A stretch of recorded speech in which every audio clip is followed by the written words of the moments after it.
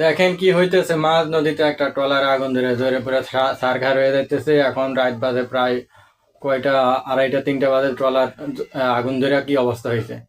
আপনারা ভিডিওটি শেয়ার করে দেন। আর এই এই সমস্ত বিপদ আপদ থেকে যেন আল্লাহ সবারই হেফাজতে রাখে। যারা লঞ্চে ডিউটি করেন, ট্রলারে ডিউটি করেন, তারা কিন্তু সতর্ক থাকবেন। কারণ মাঝ নদীতে যদি এ ধরনের দুর্ঘটনা ঘটে, তাহলে আপনাকে মাঝ নদীতে কেউ সহায়তা করতে আসবে না। এজন্য সবাই সতর্ক থাকবেন। আল্লাহ যেন সবাই হেফাজতে রাখে। সবাই ভিডিওটি শেয়ার করে দিন। খুব খারাপ অবস্থা, খুব ভয়ানক। আসলে এরকম একটি ঘটনা কারোই কাম্য নয়। আর সবাই যারা এই যে ট্রলারে লঞ্চে ডিউটি করেন, তারা সতর্ক থাকেন। এ ধরনের ঘটনা থেকে সবাই সতর্ক থাকবেন, যাতে এই ধরনের বিপদে পড়তে না হয়। দেখেন কি অবস্থা।